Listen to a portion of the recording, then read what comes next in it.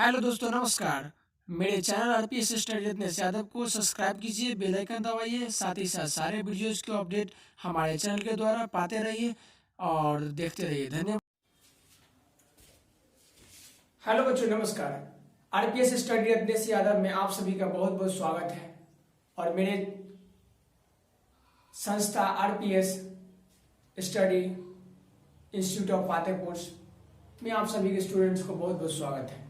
मैं आज पिछले वीडियोज में मैंने बताया 4.2 का सभी प्रश्न के बारे में बता दिया। क्लास 10th के 4.2 का चैप्टर नंबर 4 का क्वाड्रेटिक इक्वेशन के बारे में मैंने पिछले वीडियोज में बताया और 4.2, 4.1 का भी बता चुका। एक्सरसाइज जो होता है एनसीईआरटी बुक में, वो सभी एक्सरसाइज 4.1 और 2 खत्म हो चुका है।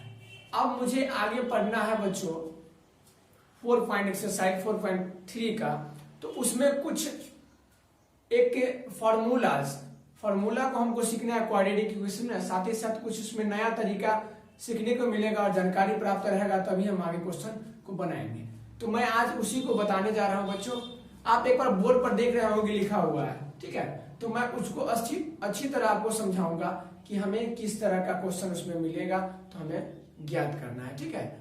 तो मैं अभी बता रहा हूं, देखिए हम जो है लिखे हुए द्विघात समीकरण के मूलों की प्रकृति के बारे में। तो आगे बच्चों पढ़ना होगा क्या कि मूलों की प्रकृति निकालने के लिए हमको क्या करना है, मूल का क्या है उसको निकालना है। निकालने के बाद मूल 0 से बड़ा, 0 से छोटा, 0 के बराबर, वास्तविक का समान, कोई मूल नहीं, इसके बारे में हमको पढ़ना है। तो उसको जो है कुछ तथ्य दिया गया है, कुछ लिखा हुआ है, उसको हमको ध्यान से समझना है, ठीक है।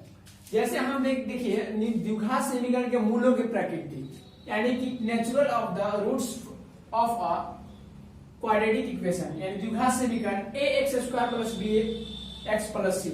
हम जानते हैं बच्चों कि एक द्विघात समीकरण ax² + bx + c होता है इक्वल टू 0। ये एक द्विघात समीकरण है। क्या है? ax² + bx + c equal to 0 द्विघात समीकरण है। पिछले वीडियो में बताया था मैंने और अभी मैं बता रहा हूं। साथ ही साथ पिछले में बताया कि a is not equal to 0, यानी कि a जो है 0 के बराबर नहीं है और a b c क्या है? वास्तविक संख्या है, ठीक है, वास्तविक है।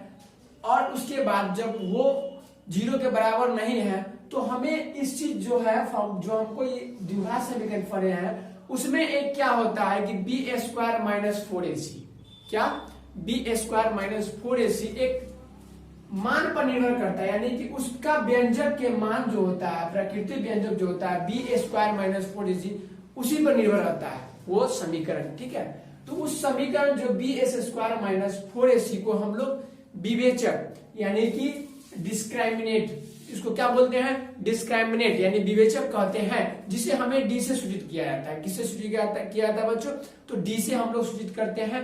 तो हमें अगले क्वेश्चन में, अगले चैप्टर के क्वेश्चन में हमें क्या है कि अधिकतर क्वेश्चन हमें डी निकालने के लिए ज्यादा फोकस रहेगा और डी निकालने के बाद हमें क्वाड्रेटिक फार्मूला यानी कि द्विघातीय सूत्र के माध्यम से जो है हमें क्वेश्चन को डील करना होगा। तो मैं इसके बाद जो हूँ, इस बोर्ड पर जो देख रहे हैं, उसके बाद पहले हमको इसको समझा देना है। उसके बाद जो है मैं क्वाड्रेटिक फार्मूला को बताऊंगा, एकदम अच्छे से बताऊंगा फार्मूला को। आप लोग कभी ऐसा फार्मूला डील करते हुए किसी नहीं देखेंगे, अजूबा होगा। हर एक से तो डील करते हैं, कुछ मेरे तरफ से और यूनिक आपको देखने को मिलेगा।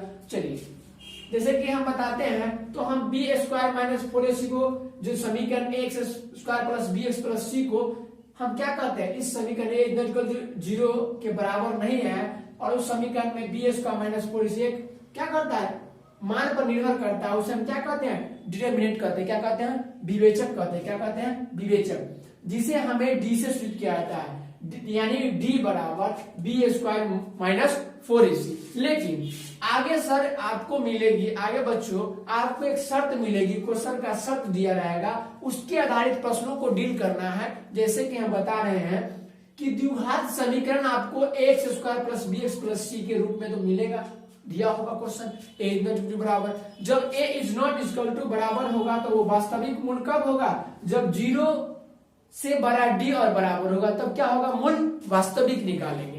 ये ध्यान में रखिएगा बच्चों कि हमें अगर क्वेश्चन कहता है कि मूल वास्तविक कैसे निकालें, मूल वास्तविक समीकरण दिए गए समीकरण को मूल वास्तविक निकाले, तो जब 0 से बड़ा क्या d 0 से बड़ा होगा या बराबर होगा तो मूल वास्तविक होंगे। ठीक है, अगला है कि वास्तविक एवं असमान मूल के लिए, यानी कि अगर क्वेश्चन और पूछेगा कि मूल असमान और वास्तविक होने के लिए हमें क्या होगा, तो क्या होगा कि देख लीजिए ध्यान पे, अगर मूल वास्तविक एवं असमान हो तो उसके लिए d जो है 0 से बड़ा होना चाहिए, d यानी कि विवेचक जो है 0 से बड़ा होना चाहिए। अगर मूल वास्तविक एवं समान हो, मूल अगर वास्तविक और समान ज्ञात करने के लिए कहे तो क्या करना होगा बच्चों, d 0 के किसके होना बराबर होना चाहिए। मूल वास्तविक का क्या होता है, d 0 से बड़ा या बराबर हो तो मूल वास्तविक होता है। लेकिन समान और असमान को ध्यान समझिए, असमान के लिए 0 से d बड़ा होगा और समान के लिए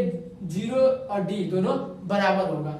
लेकिन अगर कोई वास्तविक मूल जब नहीं निकले रहेगा बच्चों, तो हमें अगर वास्तविक मूल नहीं है तो उसमें कुछ क्वेश्चन होगा जिन जो असमान और वास्तविक मूल उन्हें हल करें, द्विघातीय सूत्र से क्वेश्चन रहेगा हल करें। ठीक है, तो इस तरह से रहेगा क्वेश्चन। तो उसको उस जगह कोई मूल वास्तविक नहीं निकला, कब जानेंगे कि मूल वास्तविक नहीं है ये, जब 0 और जो है d से बड़ा हो जाएगा, d से बड़ा क्या हो जाएगा 0। ऐसे पिछले में क्या है, मूल वास्तविक हो तो 0 से बड़ा d होना चाहिए और बराबर होना चाहिए तो मूल वास्तविक होगा।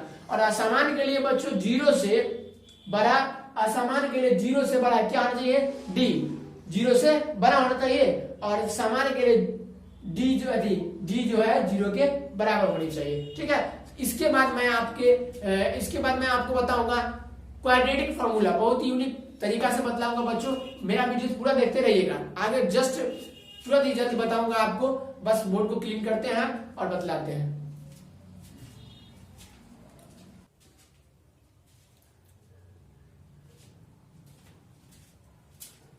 हाँ तो बच्चों, मैंने बताया अभी आपको जो बताया हूं इससे पहले कि द्विघात समीकरण का जो अगला चैप्टर 4.3 हमको पढ़ना है, उसमें मूलों का प्रकृति के बारे में मैंने आपको बताया। अब जो मैं उसी चैप्टर का जो है अगला चैप्टर जो हमको पढ़ना पड़ेगा 4.3 एक्सरसाइज में चैप्टर 4 का, जैसे कि उसमें हमें क्वाड्रेटिक फार्मूला के बारे में जानकारी लेना होगा। अगर क्वाड्रेटिक फार्मूला हमें जानकारी है तो हम कर सकते हैं। ठीक है, क्योंकि हम क्या करते हैं, जैसे कि क्वाड्रेटिक फार्मूला को अगर हम जानकारी लेंगे तभी तो अगला प्रश्न को हल करेंगे। चलिए मैं आज क्वाड्रेटिक फार्मूला के बारे में बताता हूं। तो बच्चों क्वाड्रेटिक सूत्र क्या होता है, यानी कि द्विघात सूत्र क्या होता है, क्योंकि हम जानते हैं, आप लोग जानते होंगे, बार बार मैंने इस चैप्टर में बताया हूं कि द्विघात समीकरण का व्यापक रूप ax² plus bx plus c equal to 0। a is not equal to 0, जहां a b c क्या है, वास्तविक संख्या है। ठीक है, तो हम इससे चलते हैं, ax² plus bx plus c equal to 0, ये व्यापक रूप है। ठीक है, जानते हैं आप लोग। चलिए हम इसको ऐसा लिख सकते हैं, ax² प्लस bx माइनस बराबर माइनस c, बराबर को मैंने माइनस c कर दिया। अब क्या करते हैं कि बच्चों दोनों ओर हमको निकालना है क्वाड्रेटिक फार्मूला, उसको निकालना है बच्चों, ध्यान से देखिएगा। दोनों ओर हमें क्या करना है, दोनों ओर a से भाग करने पर, a से भाग करते हैं, किससे भाग करते हैं, a से, तो ax² बटा a प्लस bx बटा a बराबर माइनस c बटा a। समझ रहे हैं, चलिए वेरी गुड। आप a से a तो हम कट गया तो बचा x² प्लस bx बटा a बराबर माइनस c बाई a। समझ रहे हैं, चलिए अब क्या करेंगे हम बच्चों, दोनों ओर जो है ना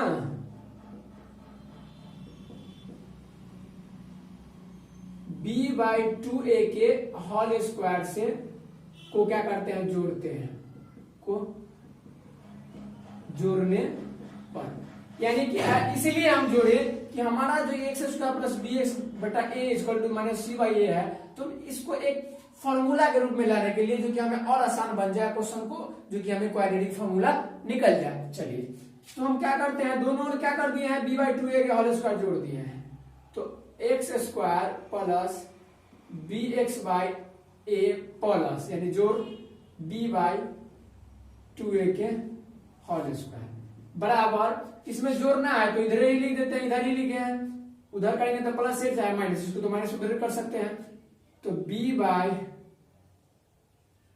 2a के होल स्क्वायर जोड़ sorry minus c by a। ठीक है, चलिए समझ रहे हैं। अब मैं बच्चों उसके बाद देखिए क्या करता हूं कि ये ध्यान से देखिए, a square plus 2ab plus b square के रूप में क्या हो जाएगा, हाँ होगा, इसीलिए हमको a प्लस b के होल स्क्वायर मानते हैं, यानी x plus b by 2a के होल स्क्वायर बराबर, अब b स्क्वायर को स्क्वायर में b से करेंगे b स्क्वायर, 2 के स्क्वायर 4 a के square a minus c by a। समझ रहे हैं ना, बहुत अच्छा। अब देखिए बच्चों क्या करते हैं, इसमें हमें एक स्टेप और आगे बढ़ाते हैं। ठीक है, अब क्या करेंगे, इसको यहां भिन्न का फ्रैक्शन सब्ट्रैक्ट करते हैं, यानी कि भिन्न का घटाव, कब 4a स्क्वायर एलसीएम निकला तो होगा b स्क्वायर, अब माइनस a तो एक खत्म तब 4, एगो a बच जाएगा और एक ऊपर वाला c, 4ac। समझ रहे हैं। अब देखिए दोनों ओर यहां से चलते हैं बच्चों, ये स्टेप से आगे, दोनों ओर वर्गमूल करने पर, यानी कि वर्गमूल करने पर, अब एक बार हम वर्गमूल करते हैं, तो वर्गमूल करेंगे तो स्क्वायर से रूट क्या खत्म हो जाएगा, तो बच गया x plus B by 2a, क्या बचा x plus B by 2a, और इसका जब स्क्वायर करेंगे बच्चों, इसका स्क्वायर सॉरी वर्गमूल, तो जब वर्गमूल करेंगे तो नीचे वाला स्क्वायर से रूट खत्म होता है, लेकिन इसमें तो रहेगा ही b स्क्वायर माइनस 4ac बचा 4a स्क्वायर, तो 4 का वर्गमूल करेंगे तो क्या होगा 2 बचेगा, अगर रूट से स्क्वायर काटेंगे तो a से रूट से स्क्वायर कट गया तो 2a। समझ रहे हैं। चलिए अब मैं क्या करता हूं, x बराबर इस प्लस b बाई 2a के उधर ले जाते हैं, यानी कि जब स्क्वायर से रूट खत्म होता है बच्चों तो क्या होता है कि रूट का मान जो होता है प्लस या माइनस दोनों होता है। ठीक है, तो plus minus under root B square minus 4ac बटा 2, या उसको इधर लेंगे तो माइनस b बाई 2। ठीक है, समझ रहे हैं। चलिए अब क्या करते हैं, चूंकि हम जानते हैं पिछले जो बताया हूं प्रकृति के बारे में, मूलों के प्रकृति में बताया हूं कि चूंकि b d बराबर होता है b स्क्वायर माइनस 4ac होता है ना, तो चलिए यहां पे करते हैं, x बराबर बच्चों plus minus under root d, ठीक है, बटा 2a minus b by 2a। अब इसको हम फ्रैक्शन करते हैं 2a, तो यहां plus minus under root b minus b। ठीक है, तो हमें ये निकल गया, इसको ऐसे भी लिख सकते हैं minus b plus minus under root d बटा 2a, और एक निकल जाएगा b plus minus under root d बटा 2a। ये निकला हमारा द्विघात सूत्र। क्या निकला, द्विघात सूत्र। क्या निकला बच्चों, द्विघात सूत्र निकला। तो इसी तरीका से हम जो है सभी क्वेश्चंस को हम बनाएंगे और हल कर लेंगे। माइनस सॉरी यहाँ माइनस बी रहेगा। ठीक है, एक मिनट, हाँ, एक प्लस और एक माइनस, एक प्लस और एक माइनस हो जाएगा, तो यहाँ 2 हो गया, ये हो गया द्विघात सूत्र। इसी को हम लोग बोले क्वाड्रेटिक फॉर्मूला।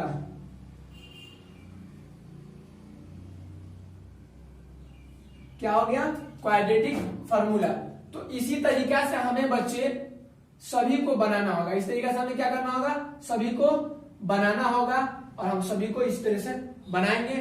ठीक है, अगले वीडियो में अगले एक्सरसाइज 4.3 लेकर आपके बीच रहूंगा। और आपको अच्छा लगेगा तो मेरे RPS study Ratnesh Yadav channels को एक बार सब्सक्राइब कीजिएगा, और सब्सक्राइब करने के बाद बेल आइकन जरूर दबाइएगा, जिससे क्या होगा कि आपके मोबाइल पे मेरा वीडियोस हर समय जब यूट्यूब खोलिएगा तो अपडेट मिलते रहेगी, आप और उसको देखते रहिएगा। इसी तरह आप सभी को हमारे चैनल में बहुत बहुत स्वागत, बहुत बहुत धन्यवाद, नमस्कार। तो अब इसी तरह पढ़ते रहिए। धन्यवाद बच्चों।